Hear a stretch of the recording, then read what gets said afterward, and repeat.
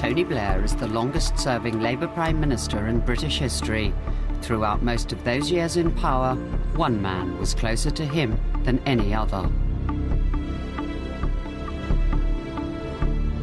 Alastair Campbell was, for 10 years, the other man in the room, privy to Tony Blair's innermost thoughts, ambitions and doubts.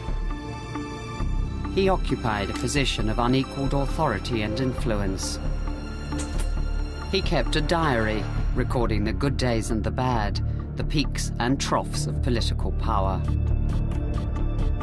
Together we could change the face of British politics and change the world while we're at it. I'm finished with these people, he said, absolutely finished with them. And then she's standing there, spellbindingly drop-dead gorgeous in a way that millions of photographs didn't quite get.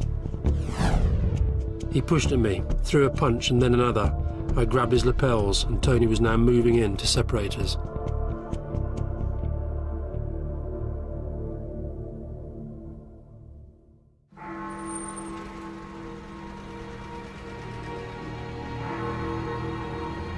The sudden death of John Smith left the party stunned and saddened. It's just heartrending news. It's going to devastate everyone who knew him. He helped rebuild the party.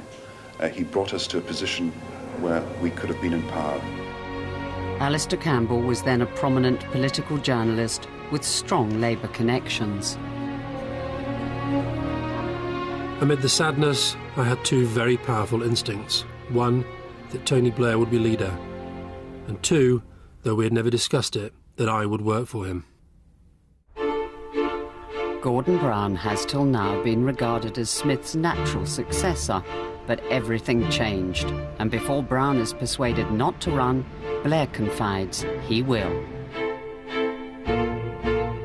Tony called, swore me to secrecy and said it was pretty certain now that he would run and GB would not.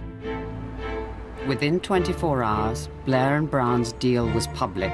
What would follow would be more than a decade of not always creative tension right at the very top.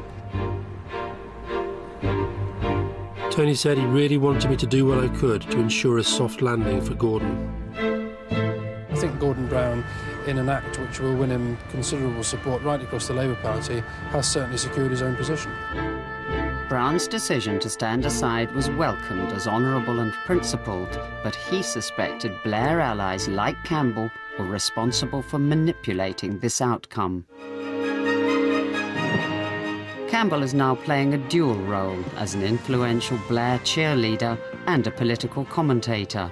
Just a week before the leadership contest, he's on a panel grilling the contenders. Do you think you were tough enough to cope with the sort of media onslaught that Neil Kinnock, for example, had to endure? I think it comes with the territory, and I'm entirely prepared for it, indeed expect it. Campbell is not only Blair's confidant, he's also his unofficial advisor, writing what by now is unquestionably his victory speech to the party. Tony asked me to go round to Richmond Crescent. He had a strong draft of his acceptance speech, and we went through it line by line, honing it, trying to make it sing a little more.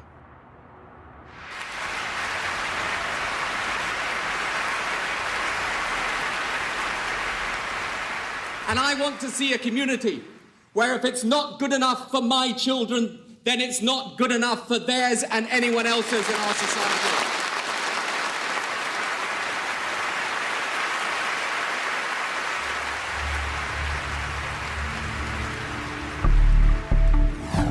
Blair saw that Campbell knew what made the press tick and could use it to Labour's advantage. I said I'm not sure I'm suited to it. I've got a big ego of my own and a ferocious temper. I can't stand fools and I don't suffer them. I'm hopeless at biting my tongue. He said, I've thought about that, but I still think you're right for it. I'd also had a serious psychotic breakdown in 1986 and worried that the pressures of the job he was offering might lead me down some very dark and dangerous alleyways. He knew all that and said, I'm not worried if you're not worried. I said, what if I am worried? I'm still not worried, he said. I had my partner Fiona, my parents and many friends including Neil Kinnock pleading with me not to do it. They feared it would take over my life, that I would end up loathing the media. Neil said, "It'll be good for Tony and bad for you and the family. I'm totally opposed. You'll hate the crap, the detail, the w***ers you have to be nice to." But when Blair said he planned to dump some of Labour's socialist baggage, like its commitment to nationalisation, known as Clause 4, Campbell was hooked. Bold. I said, "I hope you do, because it's bold." "I will," he said, and he had a real glint in his eye. He asked me to start thinking about how best to express it. He's begun to make noises during the campaign which suggest that he does want to have a fairly radical rethink of some of Labour's sacred cows. Whether it was deliberate or not, I don't know, but he found the way to persuade me, and I told him that I would do the job. He said together we could change the face of British politics for a generation and change the world while we're at it. I called Peter Mandelson, who said he was pleased. He said, "I hope we don't fall out," which I thought was a very odd thing to say, but on reflection, maybe not.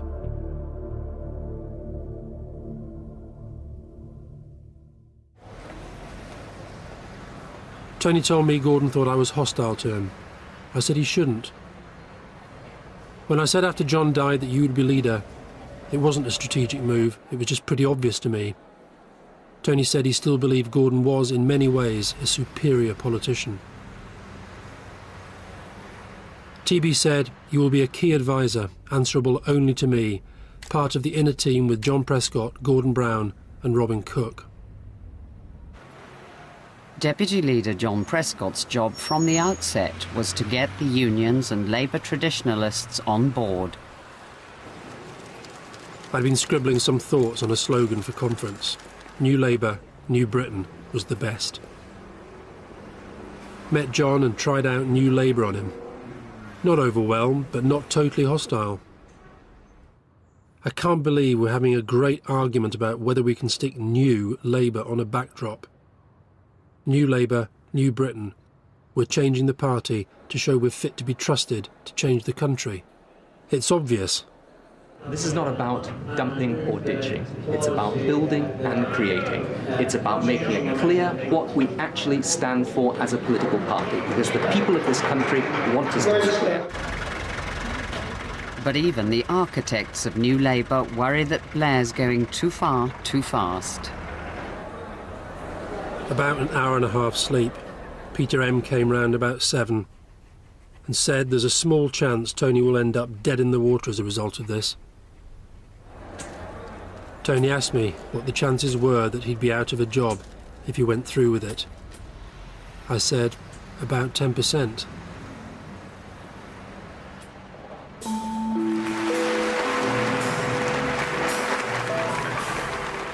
I walked up with him. "Oh well, here goes," he said, smiled and walked on. There was a ballsiness to his enthusiasm which I liked. This is a modern party living in an age of change. It requires a modern constitution that says what we are in terms the public cannot misunderstand and the Tories cannot misrepresent.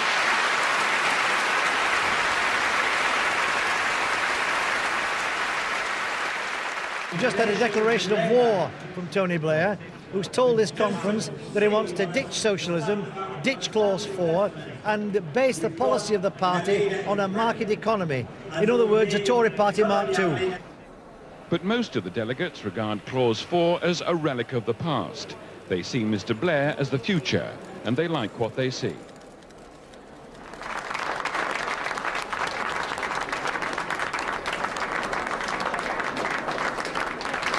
I just wanted to say this, that Tony couldn't have done what he did today without all the love and support he's been given by everybody in this room. Up early and skimmed through the papers. Took them through to TB and said, "You might as well have a read of them because you will never get a better press than this for a speech." "I know," he said.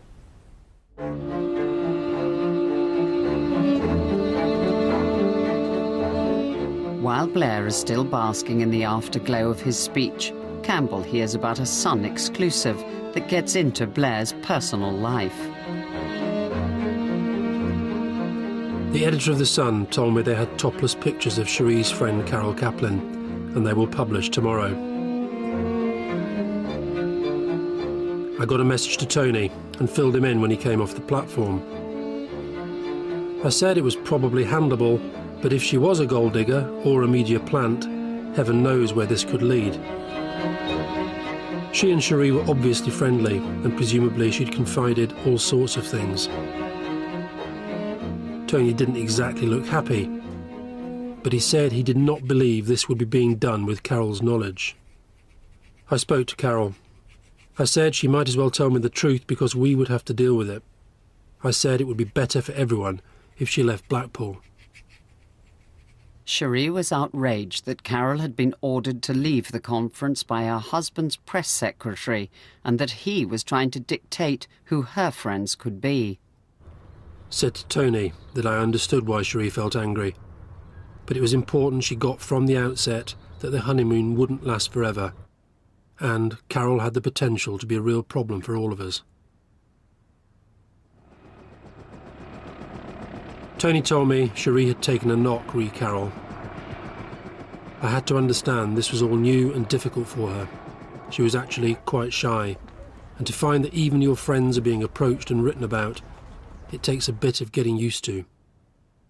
He said again he thought I'd been harsh.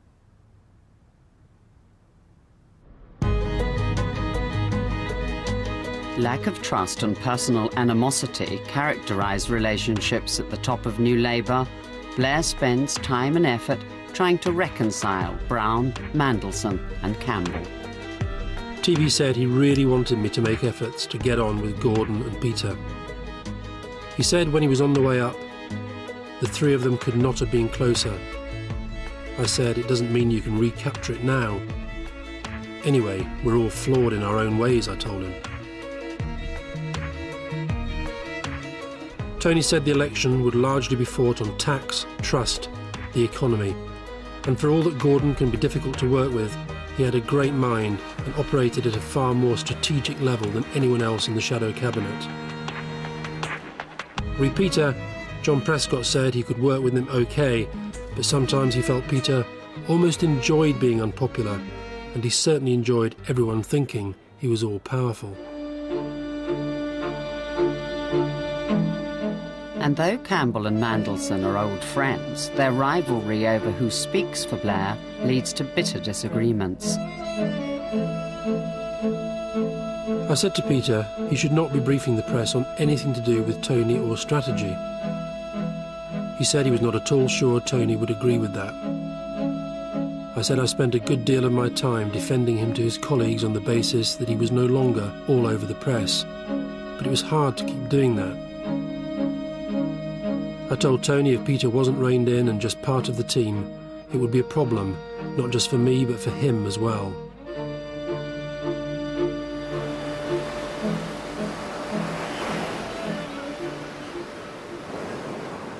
Just 3 months later, this prediction played out all too vividly. The backdrop was the Young Labour conference in Brighton. The confrontation was over Blair's appearance. I was strongly of the view he should wear a shirt and tie. Peter thought he should wear cords and an open-necked shirt. And Tony and he were continuing this conversation as we were trying to finish the wretched speech. I said to Peter it was another instance of him winding Tony up over total trivia. Peter was on the edge and eventually tipped over. He said, "I'm sick of being rubbished and undermined. I hate it and I want out." "Get out then and we can finish the speech." "That's what you want, isn't it? Me out of the whole operation." He started to leave, then came back over, pushed at me, then threw a punch, then another. I grabbed his lapels and Tony was by now moving in to separate us, and Peter just lunged at him, then looked back at me and shouted, "I hate this, I'm going back to London." I think we both felt a little ashamed we'd let it get out of hand.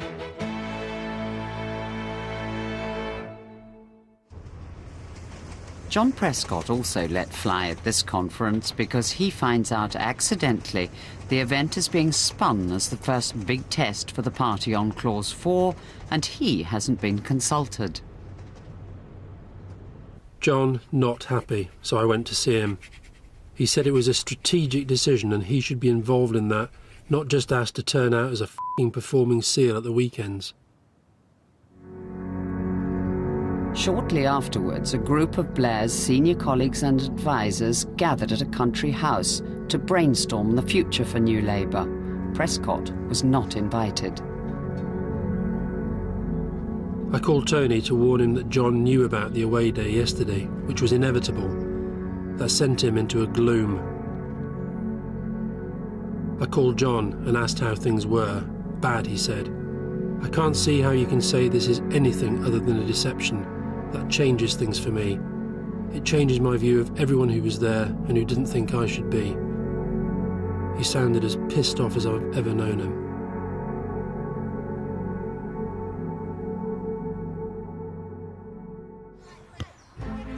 Blair has put education at the top of his agenda. Equality of choice in schools is a priority. He then causes bitter divisions in the party by choosing a grant-maintained school on the other side of London for his son. I couldn't see the point of generating all the fuss it would cause. He said they'd decided it was the right school for Ewan and that was that. He felt the public would understand he wanted the best for his kids. He said, I'm not going to sacrifice my kids' education for political correctness. It's not as if it's a private school, for heaven's sake. It's a state comprehensive. Up to a point, I said.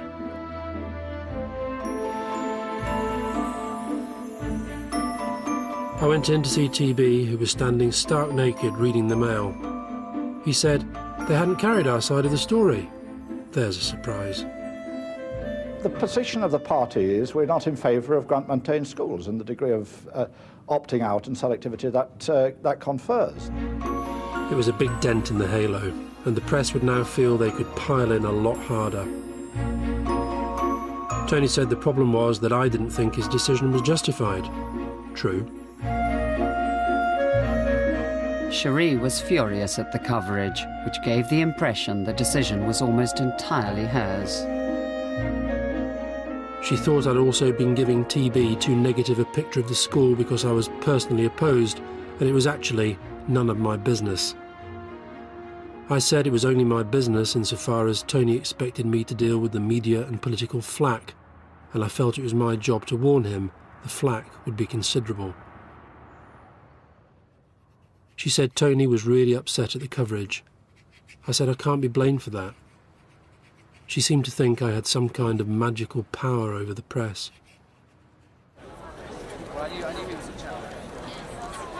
Watch my lips. No selection, either by examination or by interview under a Labour government.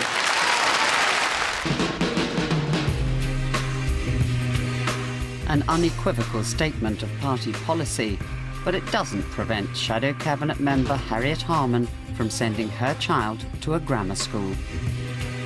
I exploded and wrote her a letter advising her strongly against. I showed Tony my letter and he said I couldn't send it, but should talk to her instead.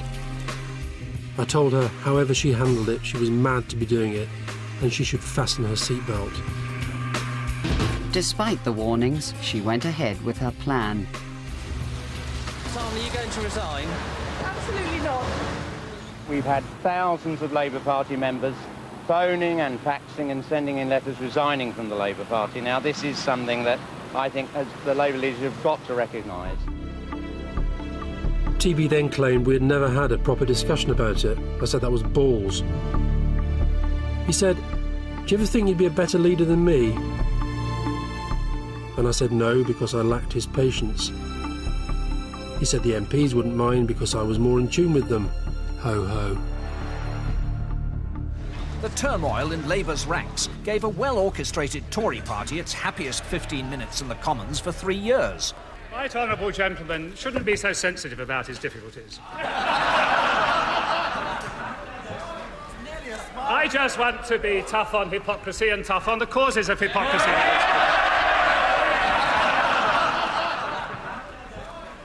Tony looked desperate, and JP was grim-faced beside him. The press really smelled blood now and were convinced she would have to quit. I said, no way, end of story. It was depressing though. It's okay to work round the clock and work your balls off for things and people you believe in. I didn't feel like that about Harriet or her decision. Blair was exasperated by the party's reaction and the demands for Harman to be sacked. Tony said, if she goes, I honestly believe we become unelectable in the eyes of the public, because they would think we were stark staring mad to allow something like this to become a full-blown crisis. This has got to be seen as a test of our mettle, and it's a test that we have to pass. From the very beginning, Blair's determination to reform the party has been a do-or-die crusade. Tony said it was important people understand that if we lost a vote on Clause 4, he would have to quit as leader. There was resentment of Blair's methods from within the party, not least from Claire Short, who'd be a thorn in his side for the next 10 years. Campbell was never a fan. Claire called in her usual fount-of-all-wisdom way and said there was a malfunction around Tony and the Parliamentary Labour Party, and the unions were up in arms. She said she liked Tony, but trust was running out. She thought Gordon was tortured and Robin was a clever egomaniac. I wondered if she ever applied to herself the kind of rigorous analysis she'd subjected the others to. The unions, too, were bitterly divided on whether to back Blair's plan to scrap Clause 4. Dyed-in-the-wool traditionalists regarded him as a traitor. There are those who do feel abandoned, those unable to leap so nimbly from policy vehicle to vehicle, who try desperately, in fact, to keep sight of the taillights of the modernising juggernaut. On the day the unions cast their vote on Clause 4, and moments before Blair made his final pitch to them, he heard that the giant Transport and General Workers Union was recommending opposition. This produced the inevitable tirade. These people are criminally stupid. They simply do not care if we win or lose.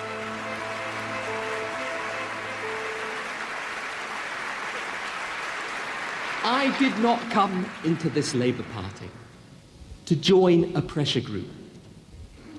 I didn't become leader of this party to lead a protest movement.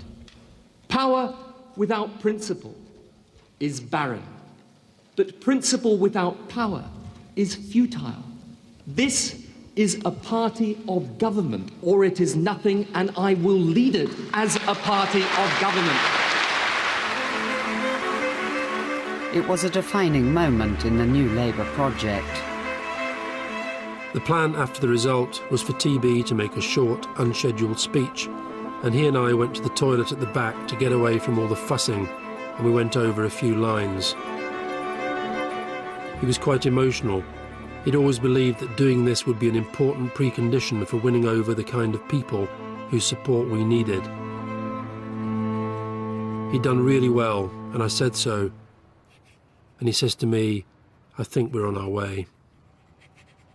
For the new Clause 4, 65.23% against 34.77%. An emotional Mr. Blair showed his relief. Thank you very much indeed. And I think the country will say thank you too.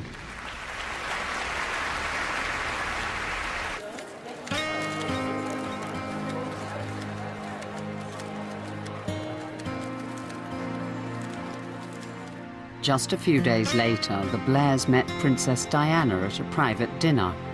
She told them she'd like to meet Campbell. He was waiting with the car and driver outside. He was completely dazzled by her. TB is tapping at the window and says there's someone here who wants to meet you. And there she is, walking towards me. And she says, there he is. Can I come over and say hello? And then she's standing there, absolutely, spellbindingly, drop-dead gorgeous, in a way that the millions of photos didn't quite get. She said hello, held out her hand and said she was really pleased to meet me. So I mumbled something back about me being more pleased and how I didn't expect when I left the house tonight that I'd end up standing in the middle of the road talking to her. It would make a very funny picture if there were any paparazzi in those trees, she said. There was something about her eyes that went beyond radiance. They locked onto you, were utterly mesmeric. She had perfect skin and a whole face lit up when she spoke, and there were moments when I had to fight to hear the words because I'm just lost in the beauty. Anyway, she said, I mustn't hold you back any longer. And there's me thinking I would happily be held back for a long time to come. I was milking it for all it was worth and telling Tony he really shouldn't feel jealous. She probably quite liked him too. Both Blair and Campbell were captivated by the beautiful princess. I spent much of the day winding him up about her desire to meet me. Tony said her interest in me was about media manipulation. No need to be jealous, I said. Diana asked a friend to invite the Blairs and the Campbells to a dinner party, which was eventually arranged despite Blair's serious misgivings. Fiona was resigned to me behaving like a teenager, and Tony was in a very jumpy mood on the way, really worried that it would get out. It was a very ordinary house in an ordinary street in Hackney, and I was confident nobody saw him arrive. She was already there, and looking more beautiful than ever. TB couldn't work out whether to flirt with her or treat her like he would a visiting dignitary. He wasn't comfortable. She was a curious mix of fun and insecurity. Her self-obsession came through too.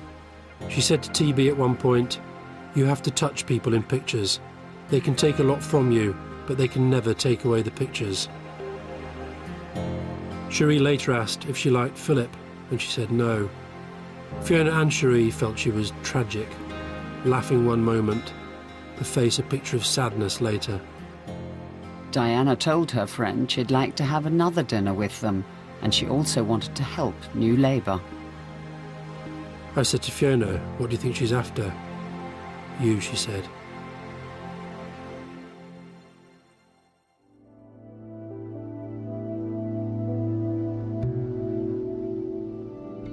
Back in the early days, when Campbell has been in the job less than a year, he felt it had taken over his life in the way Fiona had warned it would. The rowing with Fiona was getting both of us down, and I was trying to work out ways of cutting the workload.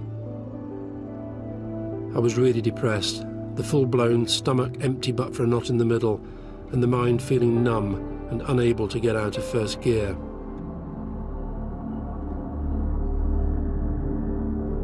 I was at a loss how to improve things with Fiona. She said the job had totally taken over our lives. She said I didn't listen to anyone now. I just did what I thought I had to do.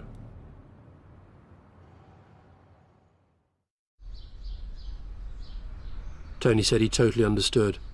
Cherie complained he used up all his emotional energy in the job, and she needed support and he was too drained to give it.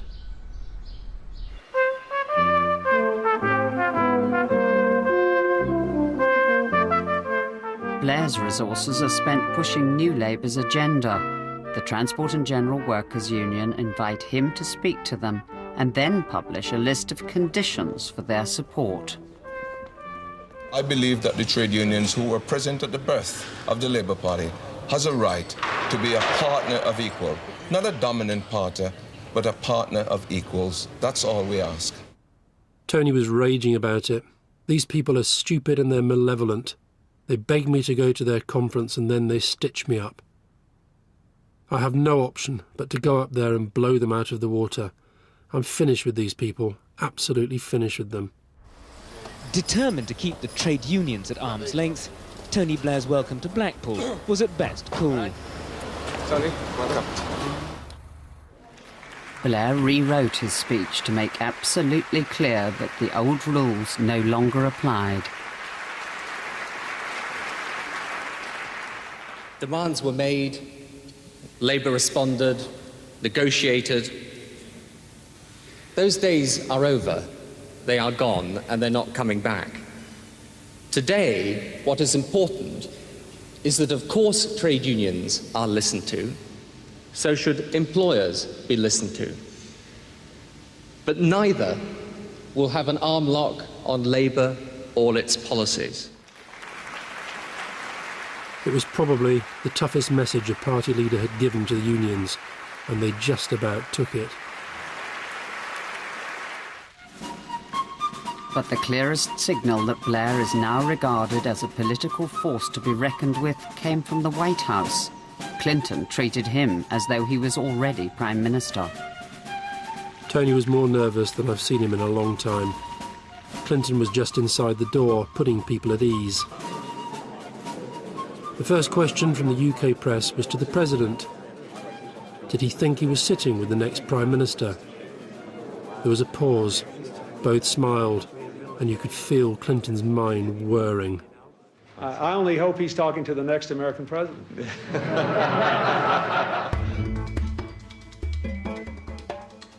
However, Clinton's second election victory is given second billing by the British press. The Financial Times reports that Blair has changed his hairstyle. The phone went early, and I knew it would be Tony, and I knew it would be about his hair. I said we just had to make light of it.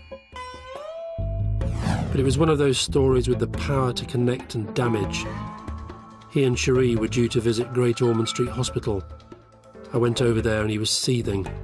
He said all anyone will want to ask me about is my hair. I just cannot believe the Financial Times can run a story like that. What about your hairstyle, Mr. Blair? Yes, I don't think I've ever heard such nonsense. Tony agreed to a quote, saying his problem was not changing his hair, but keeping it, which by my reckoning was his first admission that he was beginning to lose it.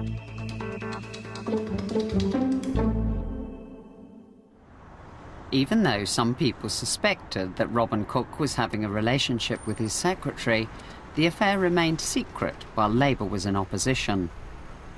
Neil and Glenys came round and we went to the Camden Brasserie. To our and their amazement, Robin and Gaynor were 2 tables away. Robin went a weird pink colour, while Gaynor looked sick. Robin came over. There was something I needed to fax to him, and could I fax it to his office? It was probably a big charade to pretend he wasn't going to her place. When Labour comes to power, however, the affair becomes big news and Cook's marriage publicly implodes. Back there, then. Yes, indeed. Blair presents New Labour as a party in tune with popular culture. For the final conference before the '97 election, he adapts the World Cup anthem as his rallying call. I also learned second-hand that Gordon had done a Labour's Coming Home section in his speech for Monday. It was a bit of a coincidence that within a day of them seeing a full draft of Tony's speech, we then hear that. I said I saw our Labour's Coming Home section as possibly the single most important passage for the tabloids, and there was no way GB could preempt it. I could tell we were in for a battle over it. Still arguing with Gordon over Labour's Coming Home, but he said he was really pissed off about it. Eventually he reluctantly agreed and made clear we owed him one. Brown stuck to the economy, promising a redistribution of wealth to get people off benefits and back to work. The Labour Treasury will levy a windfall tax on the privatised utility to pay for immediate action on jobs. Investment in jobs today so that we can cut social security bills tomorrow. Delegates gave him a standing ovation, which unnerves Blair. His crucial address to conference is the following day.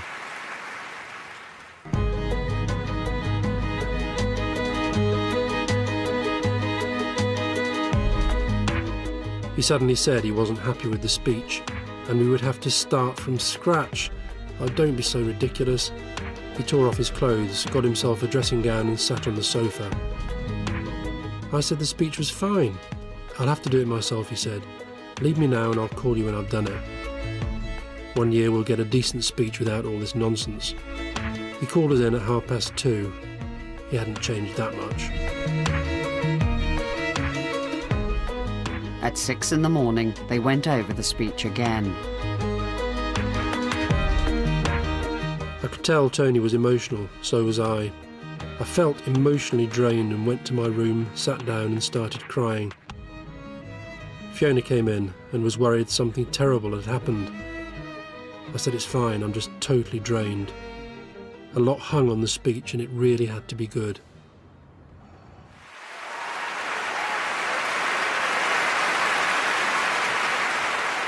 It had to have the power to reach voters, to go beyond personal animosity and the battle between old and new Labour.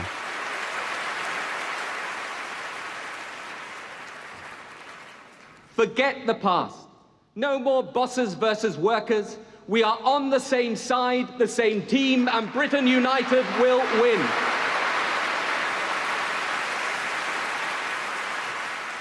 Tony started slowly, and I was trying to work out whether people would be able to spot how nervous he was.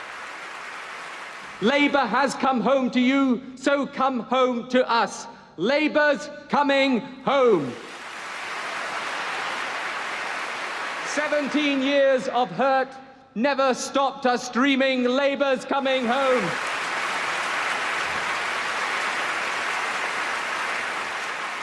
Labour's coming home got such a good reception, better than I thought it would. As a performance, it went down a storm.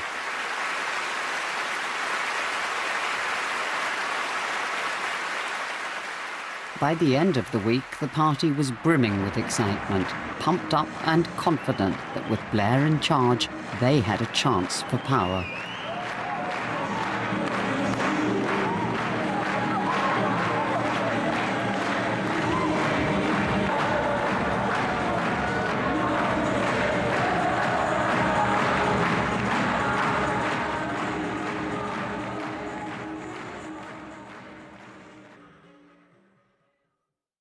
After all the speculation, at last the Prime Minister went to the palace and set in train the longest election campaign for 70 years.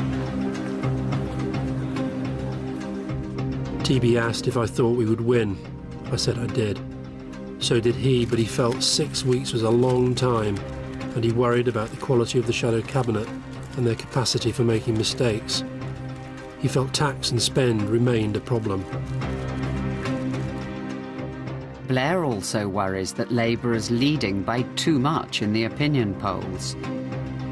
I got round to TB's early, and he said the big problem was underdoggery.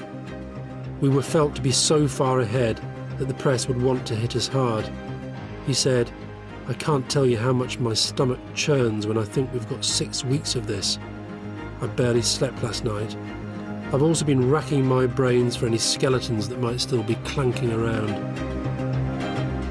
And 6 weeks on the campaign bus appeals to none of them. The windows were tinted and covered in slogans, and the seats were a kind of dog-shit brown. The atmosphere inside was really dingy. The thought of spending weeks on here was not a happy one, and Tony felt exactly the same.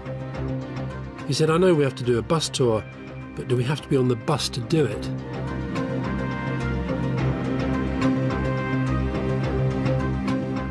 I emphasised that we would have a raised platform that came out of the bus, and TB would be doing lots of impromptu speeches. For want of a better phrase, I called it the People's Platform. What a lot of bollocks. A month on the road and Labour is still way out in front, though Blair is nervous.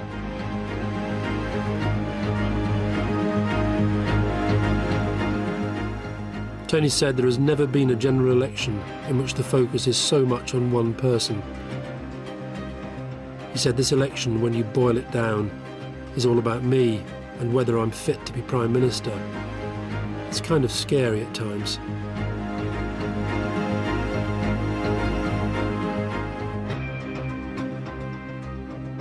For me, New Labour is not some public relations gimmick or some salesman's patter. New Labour is what I believe.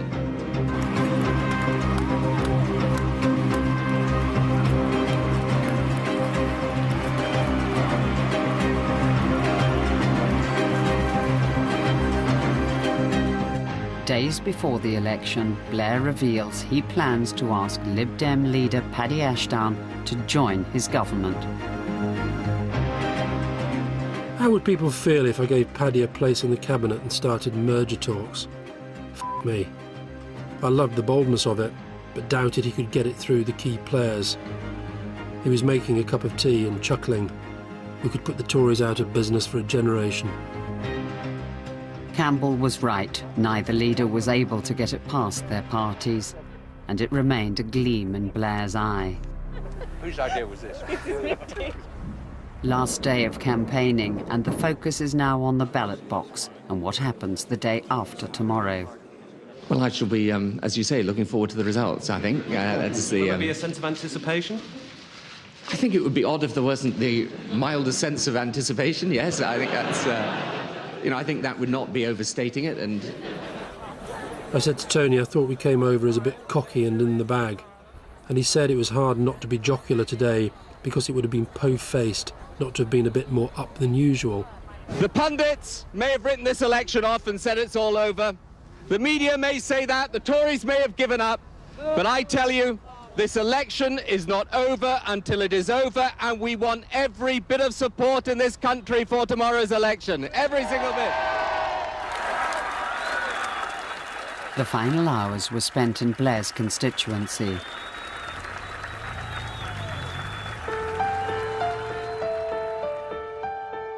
I called home and spoke to the kids, and I could tell the boys had a big sense of what was going on.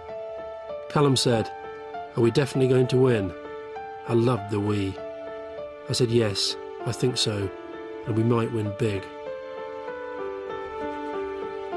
After I put the phone down, I sat on the bed, put my head in my hands and cried my eyes out. I don't know what it was. Relief it was over, letting go of the nervous energy, pride, bit of fear.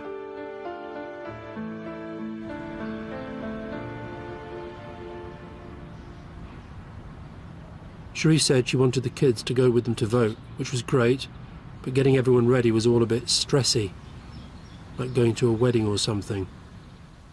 But they looked good walking across the field at the back of the house to the polling station. But they were also experiencing a sense of unreality on the day of the vote. It was a weird feeling. It was as if we'd been fighting a 15-round fight, and as the bell rang for the last round, the other guy just didn't show.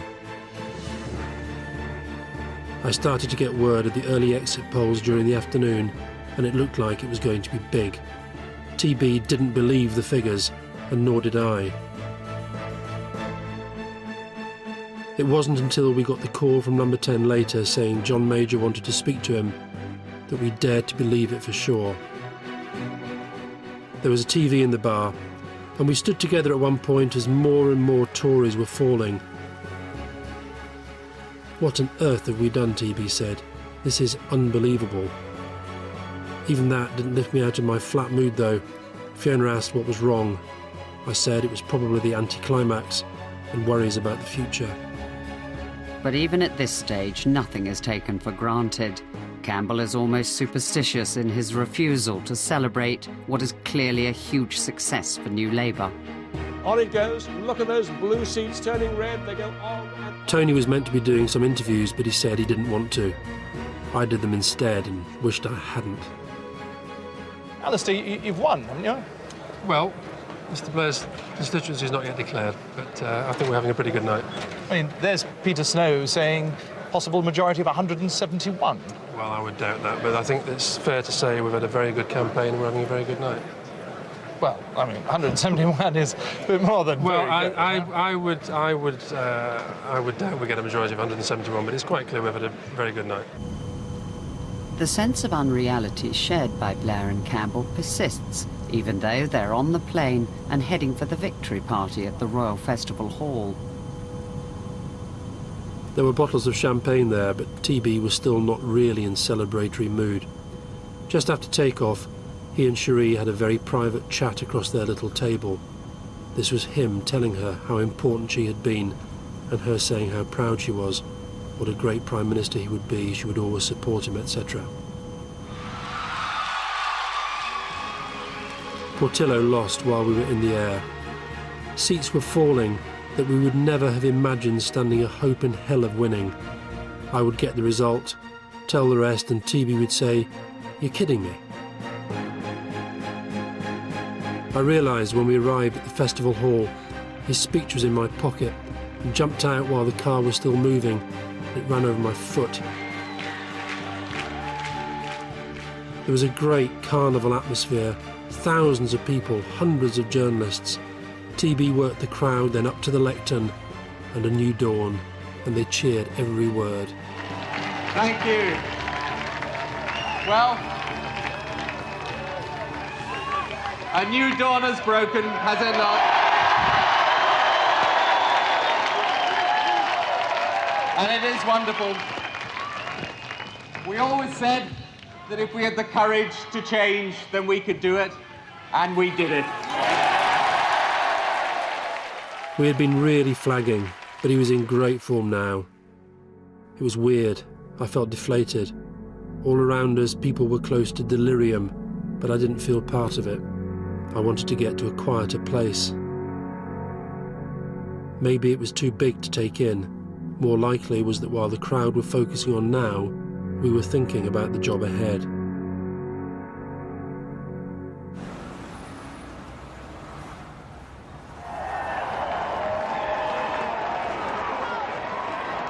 After an hour's sleep, they were all straight back into the fray.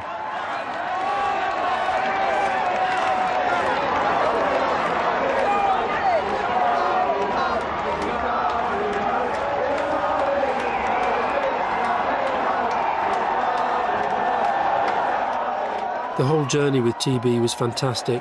People coming out of houses to wave and cheer, but it was clear expectations were going to be way too high. I had a huge surge of emotion, and as we turned into Whitehall, we could hear the crowds. The cars stopped at the bottom of the street, and we got out, and the noise was deafening.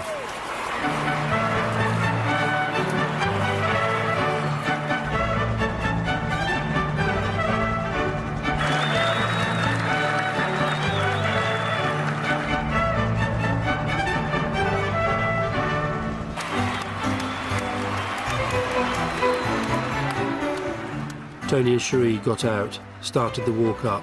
It was brilliant.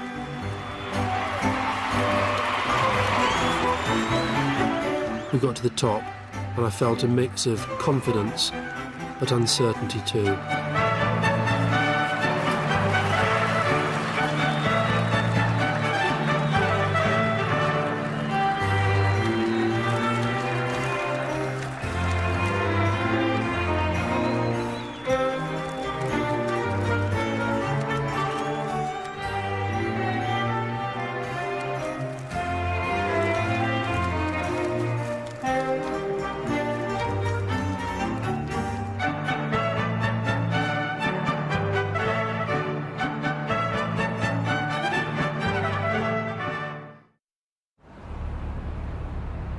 Whitehall mandarins realised after the first few days that New Labour didn't bear much resemblance to other governments they'd seen come and go.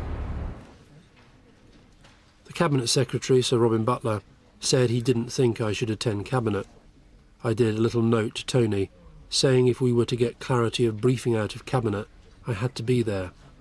He said in writing there was no question of me not attending Cabinet meetings.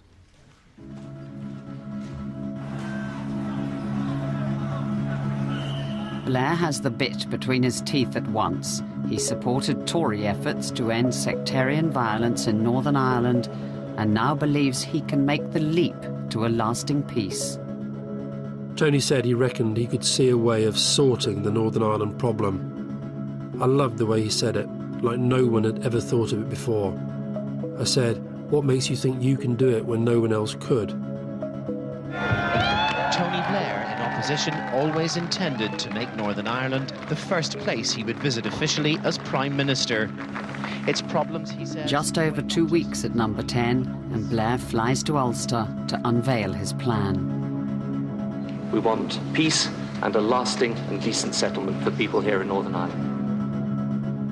The tone of what we prepared was heavily weighted in favour of the Unionists, but what we were actually proposing was that Sinn Féin would come into talks without a ceasefire. The Unionists would go mad at that. There was a lot of sophisticated spinning to be done. I called Dennis Murray at the BBC and briefed him. Bloody hell, he said. Tony and Mo did a walkabout, and he said these people are desperate for something good to happen. And to make sure there is no danger of misunderstanding, I am prepared to allow officials to meet Sinn Féin, provided events on the ground, here and elsewhere, do not make that impossible. It was a very rural, very Ulster event, but he seemed to have a natural empathy. As he walked along shaking hands, Tony put his foot in an enormous cowpat that just carried on till we got to the car. I said what a glamorous life I lead, sitting alongside the Prime Minister as he cleans bullshit off his shoes. Blair was now in a position to repay favours, not least to President Clinton, whose official visit to Britain will now include a session with the Cabinet at number 10. In truth, we were getting such a good press at the moment that the Americans stood to gain far more than we did, especially as Bill Clinton was being done in by the Paula Jones sexual harassment case again.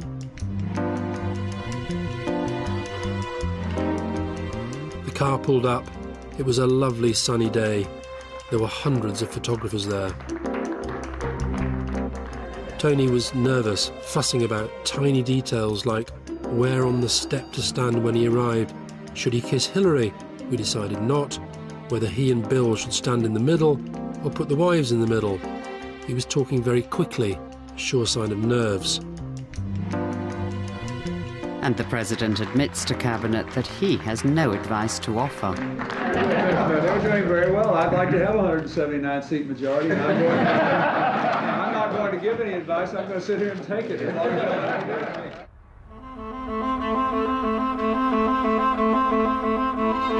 A year after they were seen out together, Robin Cook and his secretary Gaynor Regan are about to be outed over their affair by the news of the world. I went back to see Tony and said, I bring you your first sex scandal. He said, what are the chances of persuading them not to run it? I said somewhere between 0 and 5%. The chances of it not being run somewhere were closer to the 0 end. TB was clearly a bit thrown by this one. He hated this personal stuff. It was why he was always so loath to get involved in Tory sleaze stories. What the hell do I do about this, he said. We talked it round and round. Maybe Robin would make our minds up for us. Maybe he would want to go. I doubted it. So did Tony. The Foreign Secretary was on his way to Heathrow, about to go on holiday with his wife. I spoke to Robin on his mobile and asked if he was alone. He said, no, I'm with Margaret. I said a bad story was about to break. Is it about me, he asked. He said, you speak, I'll listen. I suspected he knew it was Gaynor. I went through the dates, and he said, I can see how that could be a problem. I was, I must say, quite impressed at how cool he was, with his wife sitting next to him. He asked for advice, and I said the key was clarity. Cook was then cut off, and when he called back, the mood had changed. He'd told Margaret, and he sounded very emotional. I said, I really feel for you. He cancelled his holiday and was coming back into London. He said, I can't leave Gaynor to face 2 weeks of hell alone, and I took that as a clear signal he was leaving Margaret. I said he had been very unlucky. No, Alastair, he said very firmly, I have been incredibly foolish, but Gaynor is my future. I can confirm that I'm leaving my wife. I want to make it clear that the responsibility for this is entirely mine. Margaret and I now hope to restructure our own lives. I will have nothing further to add to this statement, and none of those involved wish to make any comment. TB said maybe it is possible to love two people at the same time. Oh yeah, I said, and Cherie would accept that, would she? What would Fiona do if it was me, I said. He said. Chew your balls off, kill you probably. Cherie would be the same. But back in the summer of '97, this cast barely a shadow on the government's popularity. Blair, just back from his own summer break, was enjoying a prolonged honeymoon with the public.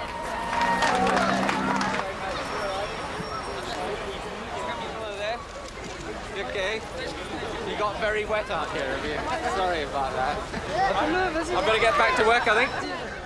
And in just a few days, people in their tens of thousands will turn to him for support and comfort in a period of national grief.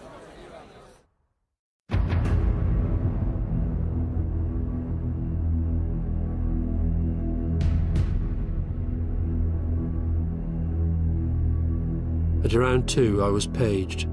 Car crash in Paris, Dodie killed, Diana hurt. This is not a joke. Then TB came on. He was really shocked. He said she was in a coma and the chances are she'd die. I don't think I'd ever heard him like this, full of pauses and then gabbling a little, but equally clear what we had to do. We talked through what we'd have to do if she died. Then Nick Matthews, the duty clerk, called and said simply, "She's dead. The Prime Minister is being told now." I went through on the call. "I can't believe this. I just can't believe it," said Tony. "You just can't take it in, can you?" And yet, as ever with Tony, he was straight on to the ramifications. By the end of the call, we had sorted all we had to do practically. He thought he should probably speak to the Queen and Charles. "Those poor boys," he said. He'd been working on the words for his doorstep and was going over some lines he'd drafted. We agreed it was fine to be emotional and to call her the People's Princess. It was also going to be a test for him, the first time in which the country had looked to him in a moment of shock and grief. We talked about the last time they met at Chequers and the letters she sent afterwards. She was a real asset, TB said, a big part of New Britain.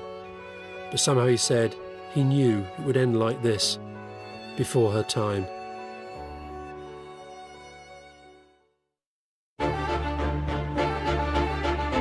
Tony said, "I'm Labour and want to change things.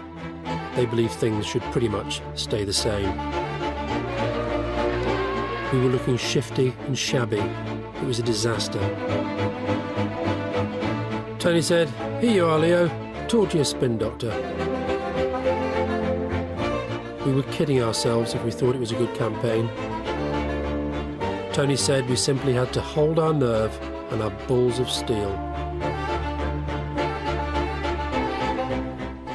And that's all here on BBC Two. Tomorrow at 8. Next tonight, epic drama Rome here on BBC Two. And over on BBC One, an emotional journey for Nicky Campbell, discovering why his adoptive dad was such a good father. Who do you think you are? Next.